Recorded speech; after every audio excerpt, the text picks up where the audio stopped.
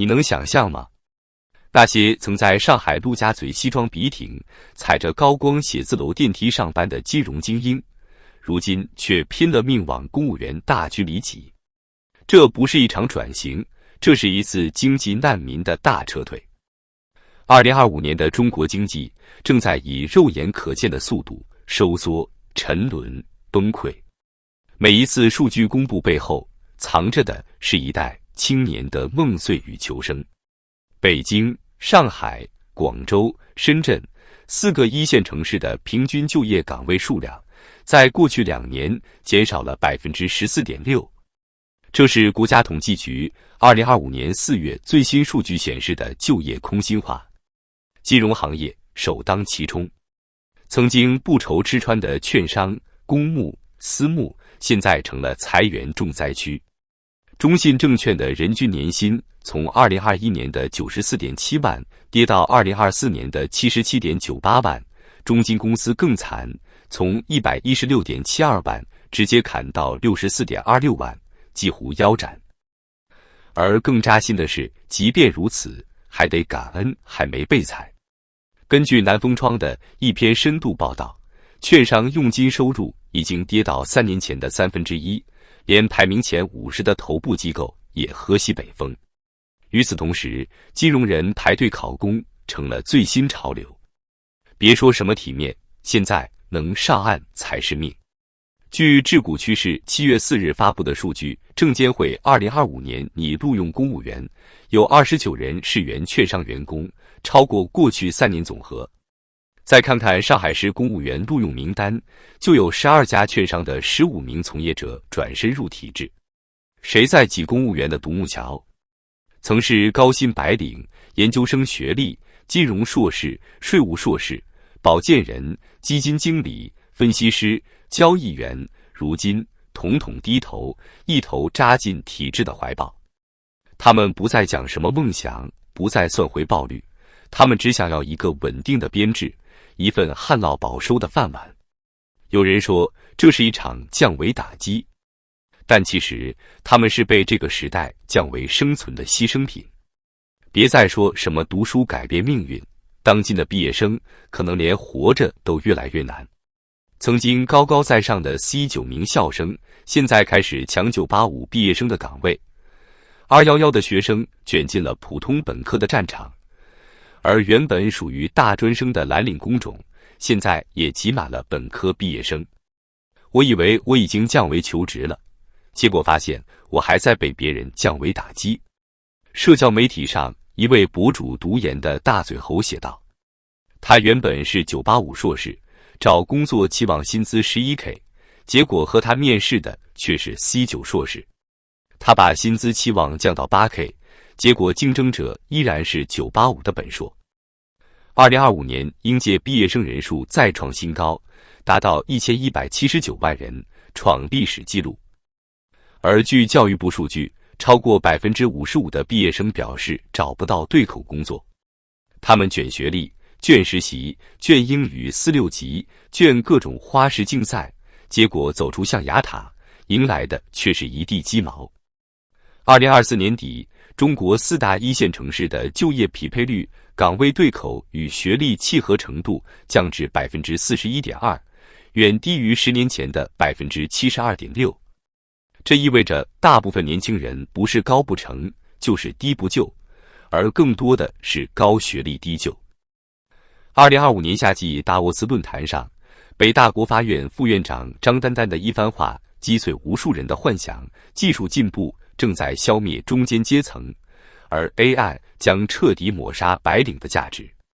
他的研究团队列出了20个最容易被 AI 替代的职业，金融分析师、编辑、程序员、销售，基本涵盖了所有大学生憧憬的体面白领。而相反，卡车司机、洗碗工、保洁员，这些原本被视为底层职业，却因为 AI 难以渗透，反而安全感爆棚。一句话，你读了10几年书， AI 却只需要几个月就能替代你。结果是什么？北漂硕士扛起外卖箱，珠三角工科男进装配线，西安文科女转做直播卖货。傅鹏，东北证券的首席经济学家，去年底在一次闭门会议上说出一个惊人的数字：2023年底，中国新增2000万网约车司机，很多都是原本体面的中产阶级。以前是底层在拼多多，现在是中产阶级开始拼多多。这就是中国的现状，高学历者内卷到死，低学历者被技术碾压，体制内成了唯一的避风港。但体制能容纳所有人吗？显然不能。2025年上半年，全国31个省市合计招录公务员约18.6万人，而同期报名人数高达1420万人，平均录取比达76:1，竞争最激烈岗位甚至突破8000:1。这还是在不少地方县应届限特定户籍的前提下。换句话说，连那些硕士博士、金融老炮、名校精英都降为去抢考编制，普通本科生甚至连报名资格都不够看。而且你要明白，体制早就不再是你想象的那个养老天堂。根据人社部公开信息，截至2024年底，中国财政吃饭人口约8300万人，其中中央编制人员约720万，地方编制人员近5800万。而地方财政收入却在持续下滑。2024年，全国地方一般公共预算收入同比下降 5.6%， 赤字率创下近10年新高。体制内本身也在放缓补员，甚至大量削编裁岗，原有的财政负担已达临界点。